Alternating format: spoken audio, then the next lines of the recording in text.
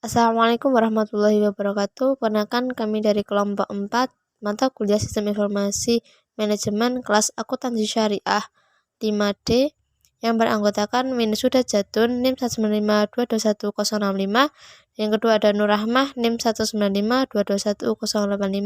Dan terakhir ada Halimah Ida Syaputri NIM 195221092. Kami dari kelompok 4 akan membahas isu sosial dan etika dalam sistem informasi. Berikut kita simak penjelasannya. Menjelaskan tentang subbab 4.1 yang berjudul memahami isu sosial dan etika yang berkaitan dengan sistem. Dalam 10 tahun belakangan ini, kita telah menyaksikan masalah etika yang paling menantang bagi Amerika Serikat dan bisnis global lainnya.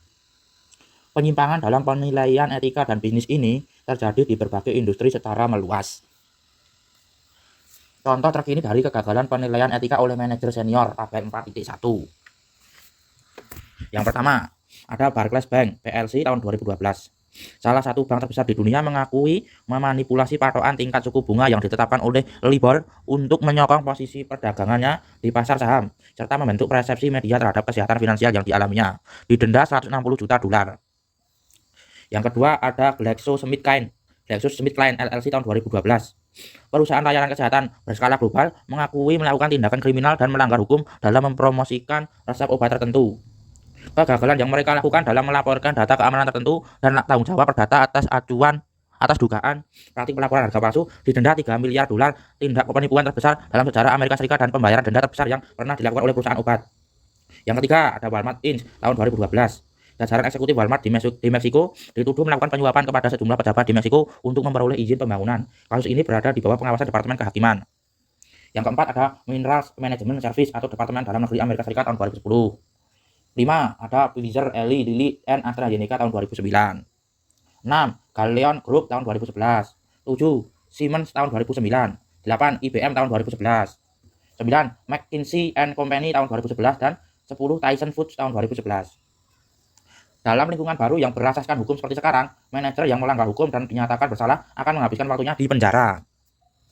Model pemikiran tentang isu etika sosial dan politis. Isu etika sosial dan politis saling berkaitan erat.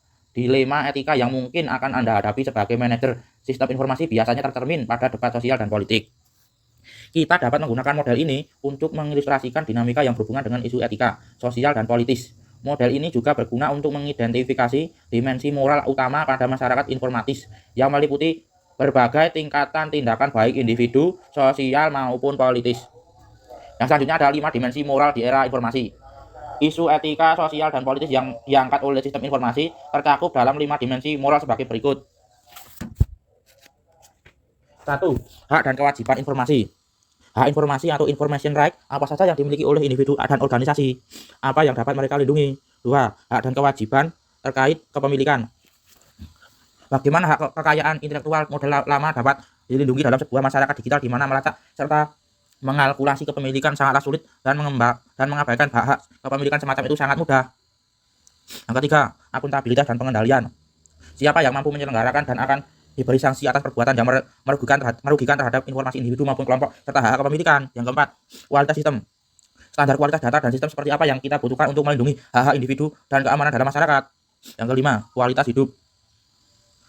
Nilai-nilai apa yang harus dipertahankan dalam sebuah masyarakat yang syarat akan pengetahuan dan informasi, praktik dan nilai budaya apa yang didukung oleh teknologi baru tersebut. Lalu, peran utama dari teknologi yang mengedepankan isu etika. Isu etika telah mendahului teknologi informasi sejak lama. Namun teknologi informasi telah meningkatkan perhatian tentang isu etika mengganggu tatanan sosial yang telah ada dan membuat beberapa aturan menjadi kuno atau beberapa menjadi lumpuh. Ada 4 tren utama dari teknologi yang bertanggung jawab terhadap tekanan-tekanan di bidang etika dan mereka adalah 1. Kecepatan komputasi berlipat 2 kali setiap 18 bulan.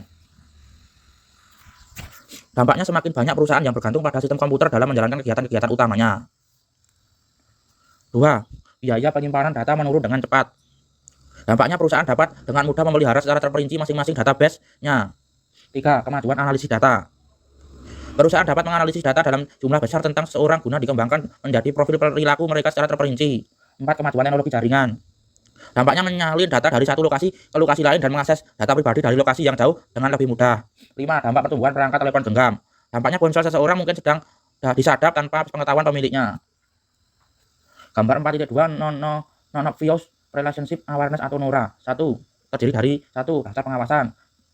2. Sistem penanganan insiden dan penahanan. 3. Sistem transaksi pelanggan. 4. Rekaman telepon. 5. Sistem sumber daya manusia. Semua itu terpusat menjadi satu, yaitu 1. Standarisasi nama, cocokkan, gabungkan.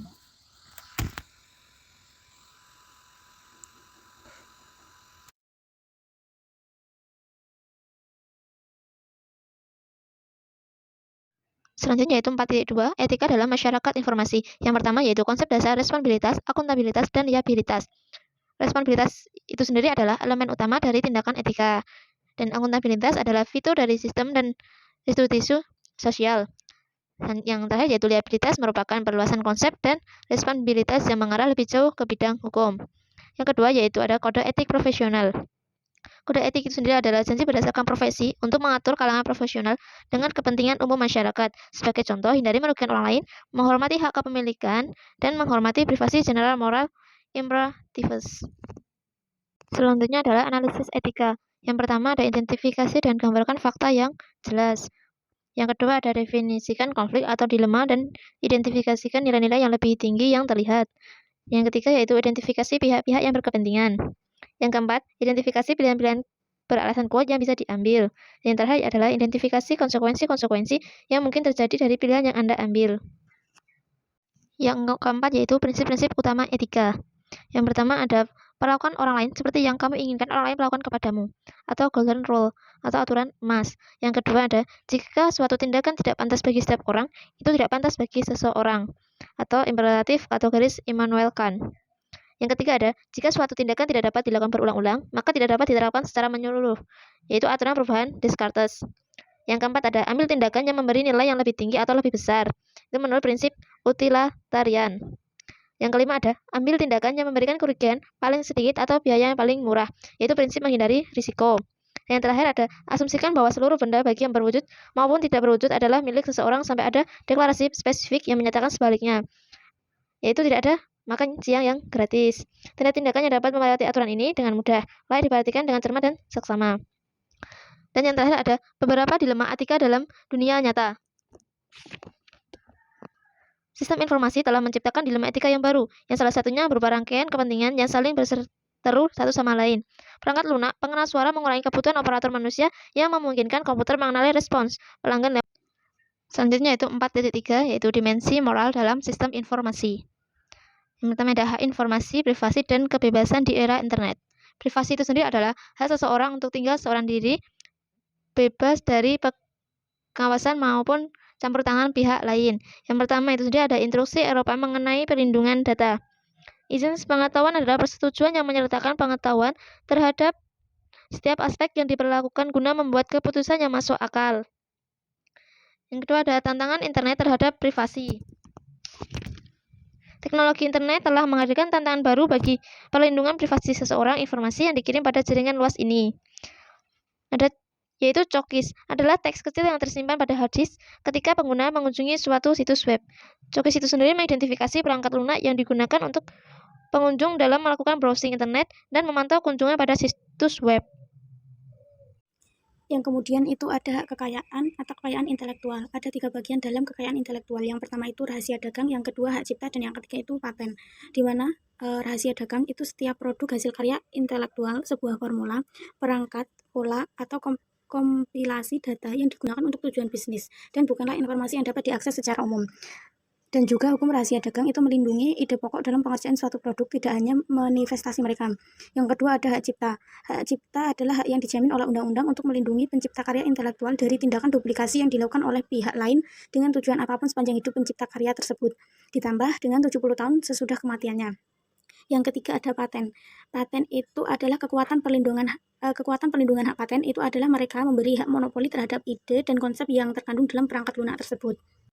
Yang kemudian ada tantangan bagi hak kekayaan intelektual. Poin pertama itu ada akuntabilitas, yang artinya itu syarat dasar untuk mencegah penyalahgunaan kekuasaan dan untuk memastikan bahwa kekuasaan itu diarahkan untuk mencapai tujuan nasional yang lebih luas dengan tingkatan efisien, efektivitas, kejujuran, dan kebijaksanaan yang tinggi. Kemudian ada liabilitas. Liabilitas itu dengan kata lain adalah kewajiban atau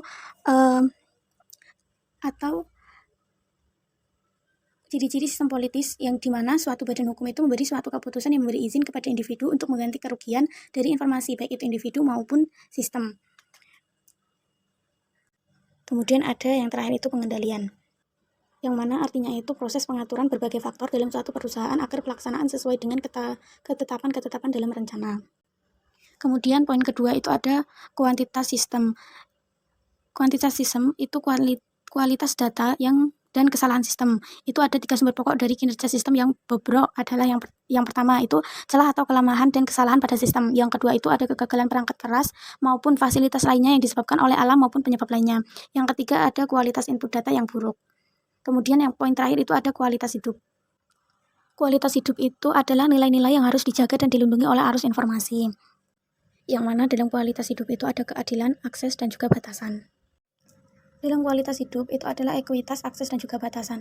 Nah, konsekuensi sosial yang negatif dari sistem dengan melihat respon individu, sosial maupun politik itu ada 8 poin. Yang pertama itu menyeimbangkan kekuatan atau pusat versus tapian. Yang kedua itu ada kecepatan perubahan, yang mana berkurangnya waktu respon terhadap kompetisi. Yang ketiga itu ada menjaga batasan. Itu ada keluarga, pekerjaan, dan juga waktu luang. Yang keempat itu ada ketergantungan dan kerentanan. Dan yang kelima itu ada kejahatan dan penyalahgunaan komputer. Yang keenam ada pekerjaan, yang mana teknologi trickle down dan merekayasa ulang hilangnya lapangan kerja. Yang ketujuh itu ada ekuitas dan akses. Itu jurang ras dan kelas sosial yang semakin melebar. Yang kedelapan itu ada resiko kesehatan, yang mana itu ada RST, CVS, dan teknostres. Nah, penyakit terbesar dari RSI itu adalah keyboard komputer, yang mana salah satu RSI yang paling sering terjadi itu yang berhubungan dengan penggunaan komputer adalah sindrom carpal tunnel atau carpal tunnel syndrome (CTS), yang mana saraf di seluruh tulang pergelangan tangan yang disebut carpal tunnel itu menimbulkan rasa sakit. Yang kemudian itu ada penyakit CVS. RSI itu bukan satu-satunya penyakit yang terkait pekerjaan dengan disebabkan oleh komputer. Sakit punggung dan leher, kaki yang kram, dan sakit kaki juga merupakan akibat dari rancangan meja komputer yang tidak ergonomis, yaitu sindrom penglihatan komputer atau computer vision syndrome. CVS itu adalah kondisi mata yang tegang karena melihat layar monitor komputer. Kemudian yang terakhir itu ada penyakit terbaru yang berhubungan dengan komputer adalah teknostres, yaitu stres yang ditimbulkan dari penggunaan komputer. Cukup sekian presentasi dari kelompok kami. Mohon maaf. Wassalamualaikum warahmatullahi wabarakatuh.